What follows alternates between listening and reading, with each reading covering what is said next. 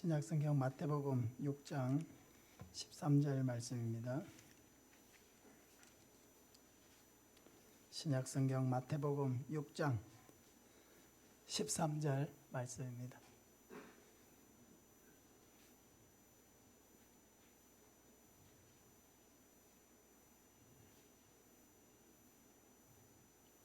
한 목소리로 같이 읽겠습니다. 우리를 시험에 들게 하지 마시옵고 다만 악에서 구하시옵소서. 나라와 권세와 영광이 아버지께 영원히 있사옵나이다. 아멘. 주기도의 6번째 기원이라는 제목으로 대교리 195문답을 함께 살펴보도록 하겠습니다. 오늘이 마지막 주기도문이 6개 기도문으로 되어 있는데 오늘이 마지막 기도문에 대한 것입니다. 먼저 앞의 내용을 또 한번 살펴보겠습니다.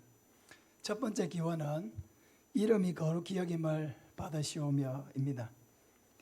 하나님의 이름이 온 세상 가운데 높임을 받으시는 것은 모든 그리스도의 제자들이 지향해야 되는 목표입니다. 우리의 목표는 하나님의 영광을 위해서 사는 것입니다. 먹든지 마시든지 무엇을 하든지 하나님의 영광이 나타나도록 사는 것, 이것이 바로 우리의 제일 되는 목적입니다. 두 번째 기원은 나라가 임하시오며입니다. 하나님의 나라가 이 땅에 임하기를 원합니다. 이 기도는 온 세상 사람들이 하나님을 섬기고 하나님의 통치를 받는 백성이 되기를 원합니다. 어떻게 이렇게 될 수 있습니까? 우리가 힘써 순종해서 복음을 많이 전해서 이 땅의 모든 사람들이 예수님을 믿고 하나님을 섬기는 사람이 될 때 하나님의 나라가 이 땅에 임하게 되는 것입니다. 그러므로 이 기도를 하는 사람은 또 한편으로는 힘써서 예수님 명령을 따라서 열심히 복음 전하는 삶을 살겠습니다 하는 고백을 담아서 드려야 하는 기도입니다. 세 번째는 뜻이 하늘에서 이루어진 것 같이 땅에서도 이루어지이다입니다. 하나님의 뜻은 두 가지입니다. 하나는 모든 사람이 구원을 받으며 진리를 아는 것이 첫째로 하나님의 뜻입니다. 그러면 구원받은 백성들을 향한 하나님의 뜻은 무엇입니까? 이 땅 가운데서 거룩한 삶을 살면서 예수님을 전하는 것입니다. 그러므로 우리 인생은 나의 인생, 내 욕심을 성취하기 위한 인생이 아니라 하나님의 인생이요, 하나님의 뜻을 이루는 삶을 살아갈 때 가장 보람되고 가치 있는 인생을 살게 되는 것입니다. 네 번째 기원은 오늘 우리에게 일용할 양식을 주시옵고입니다. 우리의 양식은, 우리가 먹는 것은 먹고 살기 위해서 먹는 것이 아닙니다. 오늘 하루에 단순히 먹고 사는 것이 아니라 사명을 이루기 위해서 우리에게 양식이 필요한 것입니다. 특히 하루의 양식을 구하라고 하셨죠. 일용할 양식을 주셨고, 하루의 양식, 10년, 100년 죽을 때까지 먹고 살 수 있는 그런 양식이 아니라 오늘 하루의 양식을 구하라고 하셨습니다. 그것은 날마다 하나님을 의지하는 삶을 살아야 된다는 것이죠. 우리가 먹을 것을 잔뜩 쌓아 놓으면 기도하지 않겠죠. 하나님을 찾지 않겠죠. 그런데 우리 마음속에는 항상 일주일치를 살 수 있을 만큼 좀 모아놓으면 좋겠다. 한 달치를 좀 걱정 없이 살 수 있도록 모아놓으면 좋겠다. 한 10년치 걱정 없이 살 만큼 좀 은행에 저축도 많이 해놓으면 좋겠다. 한 50년 걱정 없이 살 만큼 좀 모아놓으면 좋겠다. 우리는 끝이 없어요. 근데 그 끝에는 뭐가 있느냐? 항상 하나님 안에서 안전을 보호받으려고 하는 게 아니라 물질에게서 보호를 받으려고 하는 것이죠. 하나님이 나를 지켜주신다는 것보다 은행에 한 50억 들어있으면 그게 더 하나님보다 더 든든하게 느껴지는, 이것이 잘못된 것입니다. 그래서 예수님은 우리에게 일용할 양식을 구하라고 하신 것이죠. 날마다 예수님의 제자들은 날마다 하나님을 의지하면서 하나님의 도우심을 구하면서 하나님의 은혜와 능력을 구하면서 살아야 한다는 것을 가르쳐 주신 것입니다. 다섯 번째 기원은 우리가 우리에게 죄 지은 자를 사하여 준 것 같이 우리 죄를 사하여 주시옵고입니다. 하나님 앞에서 자기 죄를 용서받고자 하는 사람은 반드시 먼저 뭘 하라고 했죠? 다른 사람이 나에게 잘못한 것을 먼저 용서한 후에 와서 하나님 앞에 자기의 잘못을 구하라고 했습니다. 그런데 문제는 이게 잘 안 된다는 거죠.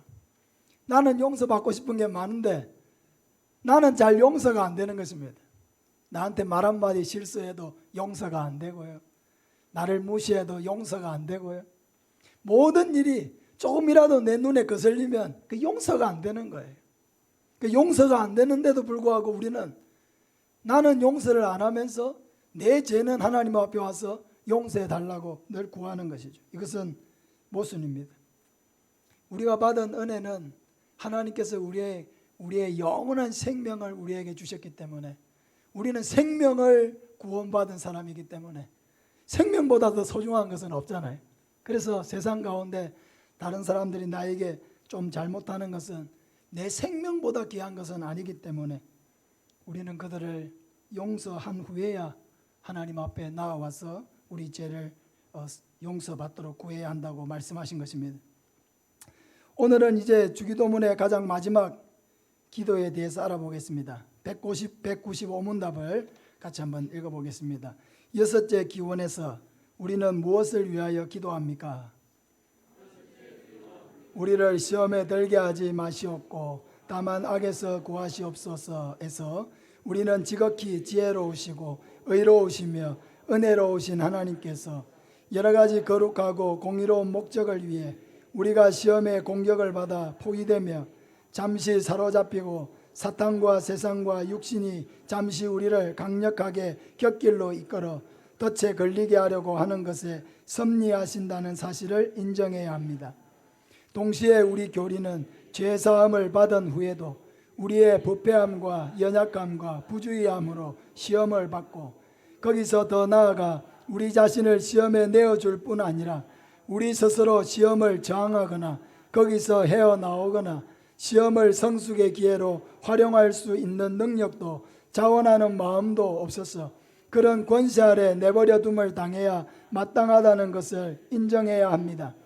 그와 함께 우리는 하나님께서 세상과 그 안에 있는 모든 것을 주관하시고 육신을 굴복시키시며 사탄을 제어하시고 만물을 섭리하시며 모든 은혜의 방편을 베푸시고 그것들의 복을 주셔서 우리가 그것을 활용할 때 우리 안에 경각심을 일깨워 주셔서 우리와 그분의 모든 백성이 하나님의 섭리로 죄의 시험에 빠지지 않게 지켜주시기를 기도합니다.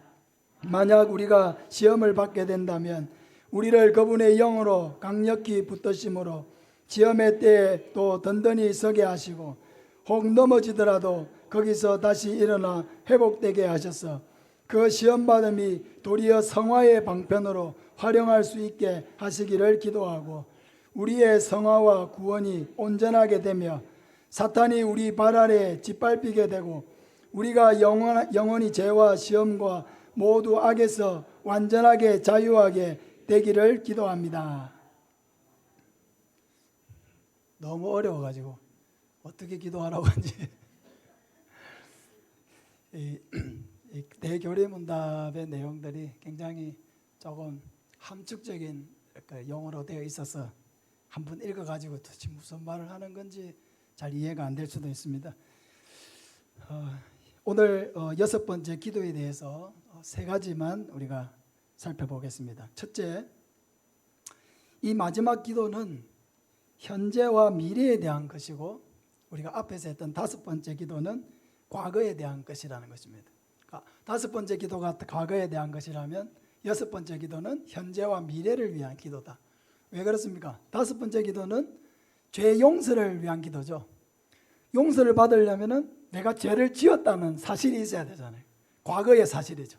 죄를 지었던 과거에 대한 용서를 구하는 것입니다. 그런데 여섯 번째는 시험에 들지 말게 하시고 악에서 구해달라. 이거는 뭐예요? 아직 일어나지 않은 일이죠. 현재와 미래에 일어날 수 있는 일에 대한 기도입니다. 진심으로 뉘우치고 회개는 진심으로 뉘우치고 돌아서는 것이 온전한 회개입니다. 자신의 죄에 대해서 용서를 얻기 위해서는 다른 사람의 잘못을 먼저 용서해야 한다고 말했습니다. 하나님이 베푸시는 그런 은혜를 우리가 제대로 맛보지 못하는 이유는 먼저 다른 사람을 용서해라고 하는 이 말씀에 우리가 순종을 잘 못하기 때문입니다. 우리에게 잘못한 사람을 용서를 하면은 하나님이 나에게 베푸시는 용서가 얼마나 큰지를 알게 되는 거죠. 왜? 내가 용서를 굉장히 어렵게 하는 것이기 때문에 이 어려운 용서를 내가 한다면은 하나님이 나에게 베푸시는 용서가 얼마나 큰지를 깨닫게 되는 것입니다.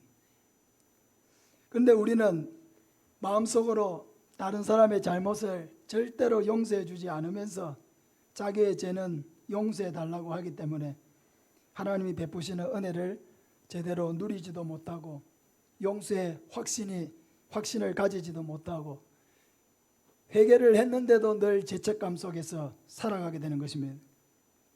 사랑하는 여러분, 용서하시길 바랍니다.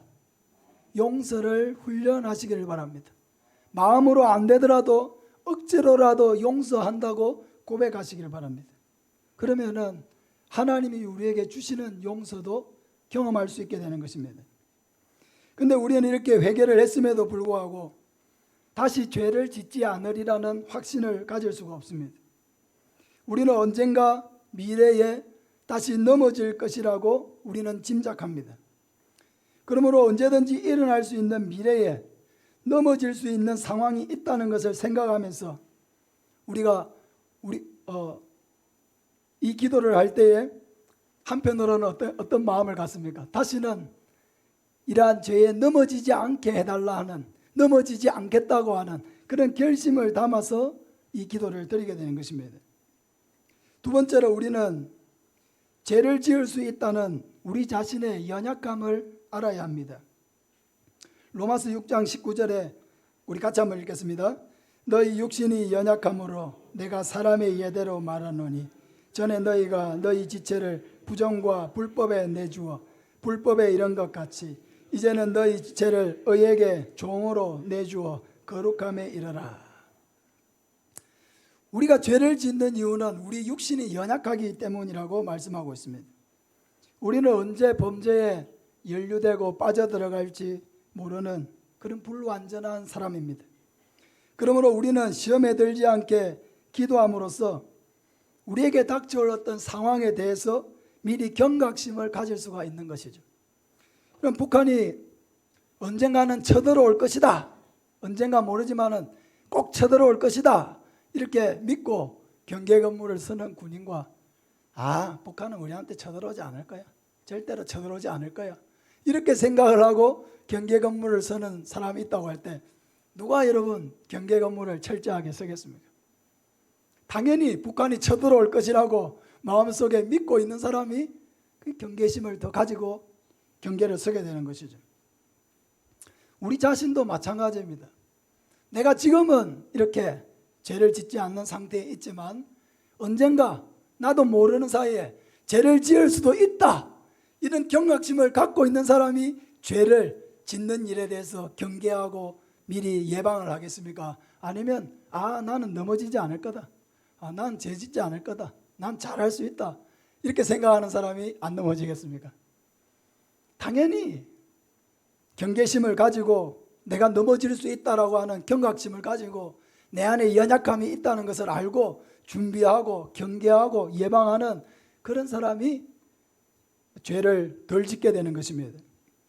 요셉이 혈혈단신으로 애굽에 살면서 보디발의 아내로부터 죄의 유혹을 받았습니다.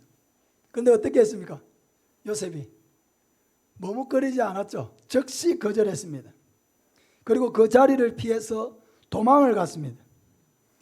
그것은 그 죄악에 자신이 연약하다는 것을 알고 있었고 넘어지지 않기 위해서 자리를 박차고 도망을 가는 방법으로 그 죄를 벗어났습니다. 요셉이 이국 땅에 홀로 살면서 이러한 죄에 넘어질 수 있다는 것을 자신이 알았을까요? 몰랐을까요? 그런 일이 생길 수 있다는 것을 늘 생각을 하고 경각심을 가지고 있었던 것이죠.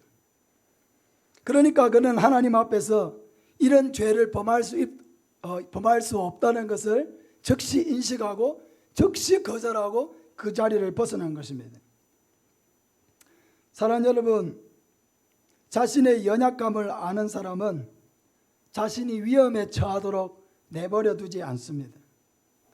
죄를 지을 수 있는 환경이 뻔한데 거기에 자신을 들여다 놓지 않는다는 거죠. 그런 환경에서 자기를 멀리합니다. 우리는 여러 가지 죄에 쉽게 노출될 수 있는 사회에 살고 있습니다. 요셉과 같은 성적인 죄에 노출될 수 있습니다. 부정한 돈을 받는 일에 노출될 수 있습니다.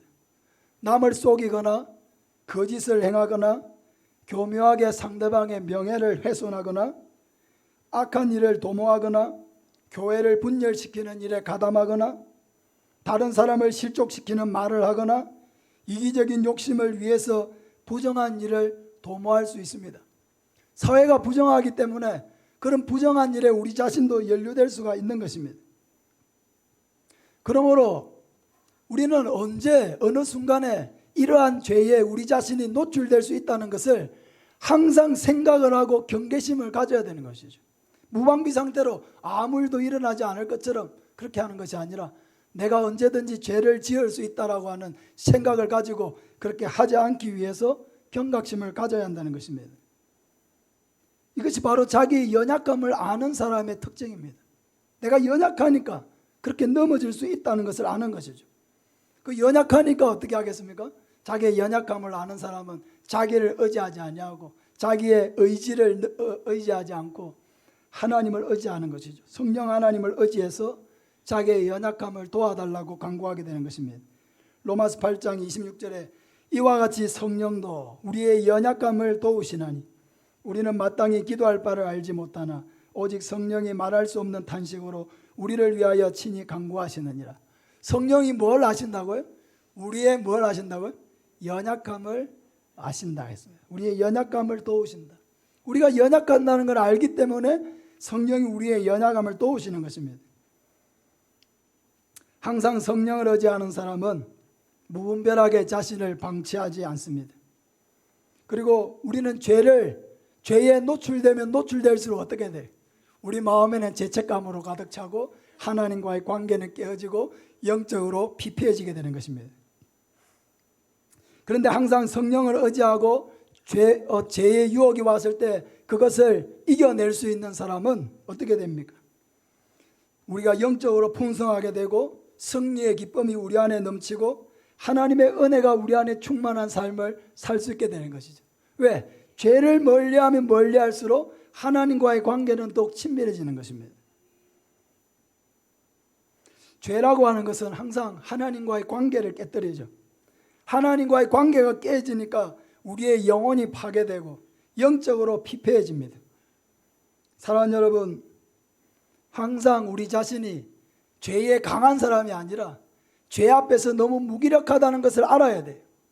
우리가 얼마나 쉽게 죄의 유혹에 빠지고 그렇게 쉽게 넘어지는지에 대한 우리 자신에 대한 경계심을 가지고 항상 성령 하나님의 도우심을 구하고 그러한 죄악된 상황을 벗어나고 이길 수 있게 해달라고 항상 성령에 의지해서 기도해야 하는 것입니다.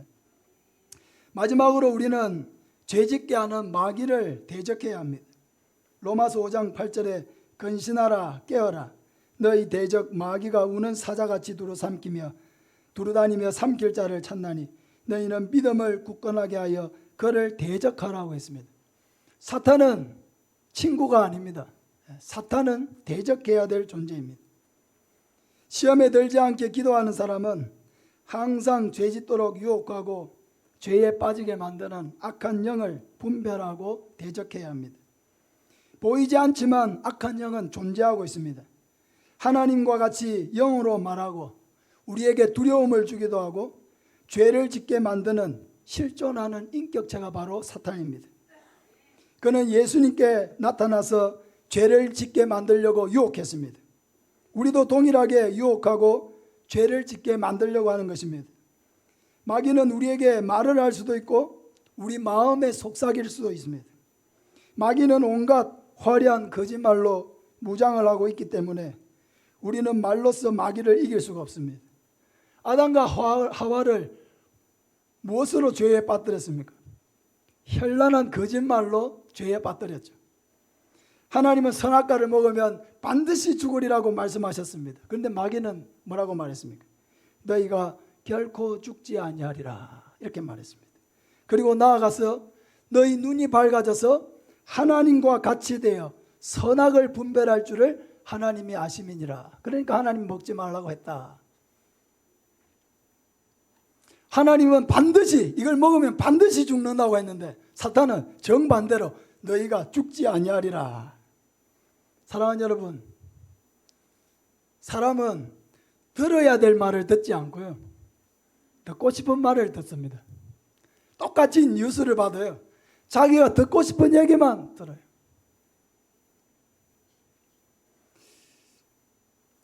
아담과 하와의 입장에서는 죽는다는 말이 와닿겠습니까? 죽지 않는다는 말이 와닿겠습니까? 죽지 않는다는 말이 더 달콤한 거예요. 그러니까 하나님이 반드시 죽으리라고 하신, 반드시 들어야 될 말을 듣지 않고 결코 죽지 않는다는 사탄의 거짓말을 오히려 더 들었다는 것입니다. 그런데 예수님은 어떻게 했습니까? 예수님은 달콤한 마귀의 말이 아니라 반드시 듣고 순종해야 될 하나님의 말씀을 듣고 말씀에 근거해서 마귀를 대적했습니다. 돌을 떡덩이로 만들라는 말에 예수님은 어떻게 응답하셨습니까? 사람이 떡으로만 살 것이 아니요 하나님의 입에서 나오는 모든 말씀으로 살 것이라. 말씀으로 대적했습니다. 마귀가 자기에게 절을 하면 천하만국을 주겠다고 달콤한 말로 유혹을 했지만 예수님은 말씀에 근거해서 주 너의 하나님께 경배하고 다만 그를 섬기라 말씀으로 대적했습니다. 마귀가 예수님을 성전 꼭대기에 데려가서 세우고 뛰어내려라, 뛰어내리면은 하나님이 천사를 보내어 받아줄 것이다.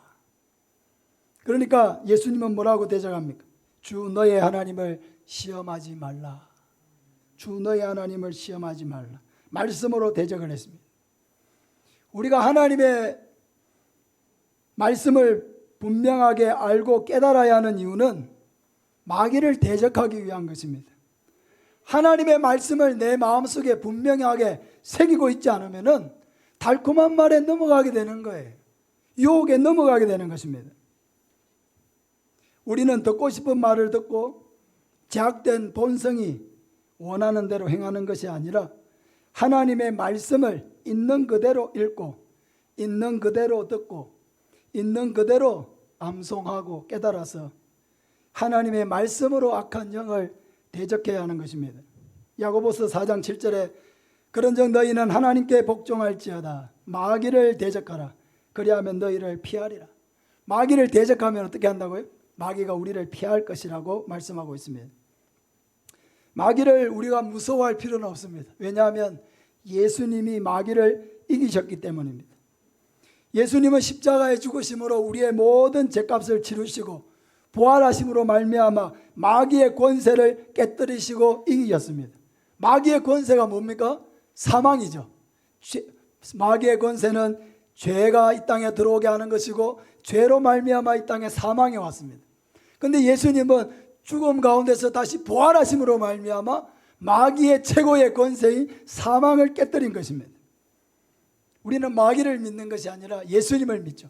부활하신 예수님을 믿습니다. 그러므로 예수님의 승리는 곧 우리의 승리입니다. 마귀를 무서워하는 것이 아니라 우리는 마귀를 예수님의 이름으로 대적하고 결박해야 합니다. 마귀를 대적하면 마귀는 떠나가는 것입니다. 마귀를 대적해야 우리는 승리할 수가 있는 것입니다. 마귀는 명령해서 내쫓아야 하는 것입니다. 우리는 계속해서 이러한 마귀를 대적하고 계속해서 하나님의 말씀을 붙들므로 인해서 우리는 이 마귀를 이길 수가 있게 되는 것입니다. 그러나 죄를 짓고 넘어지면 어떡합니까? 죄를 짓지 않기 위해서 몸부림쳤는데 죄를 짓고 넘어지면 어떡합니까? 그때는 즉시 하나님 앞에 회개해야 합니다. 예수님의 보혈로 나를 씻어달라고 새롭게 해달라고 회개를 해야 합니다. 신앙생활에서 회개는 굉장히 중요한 것입니다. 회개를 할 때에 마귀는 더 이상 우리를 주장하지 못하는 것이죠. 죄를 지었는데 죄를 회개하지 않은 채로 내가 가지고 있으면은 그 죄를 이용해 가지고 마귀가 나를 주장하려고 하는 것이죠. 나를 계속 정죄하죠. 네가 이런 죄를 짓고도 네가 교회에 뭐야 하면서 이렇게 우리를 정죄하는 것이죠. 회개하면은 예수님의 승리가 우리의 승리가 되고, 회개하면은 죄의 결박이 풀어지고 마귀가 우리를 더 이상 주장할 수가 없게 되는 것입니다. 그러므로 회개하지 않으면은 그 죄로 인해서 계속 우리를 주장하고 죄책감을 주기 때문에 우리는 즉시 회개해서 마귀의 결박을 풀어야 하는 것입니다. 그런데 문제는 너무 가볍게 회개를 한다는 것입니다. 이런 가벼운 회개라는 게 뭘까요? 내가 어떤 죄를 지었고 그것에 대해서 회개를 했는데 그게 가벼운 회개다. 그게 무슨 말입니까? 회개를 하고도 똑같은 죄를 너무 쉽게 반복하는 게 바로 가벼운 회개입니다. 회개를 했으면 그 일에서 돌아서야 되는데, 하나님 미워하시는 일들을 끊어버려야 되는데, 물론 완전히 한 번만에 끊기가 어려워도 싸워서 그걸 끊어야 되는데, 회개를 하고도 돌아서서 너무 쉽게 또 죄에게 자신을 내어주어 버리는, 이것이 바로 가벼운 회개입니다. 죄를 무기력하게 용납하는 것을 말하는 것입니다. 우리의 회개가 정말로 진실되고 무거운 회개라고 한다면은 그 회개로 말미암아 우리의 삶이 변하게 되는 것입니다. 회개는 우리의 삶을 새롭게 하는 것입니다. 우리의 삶에 회개를 통해서 믿음의 역사가 나타나고 경건의 역사가 나타나고, 아무리 사소한 일을 행해도 그 안에 그리스도의 향기가 나타나야 하는 것입니다.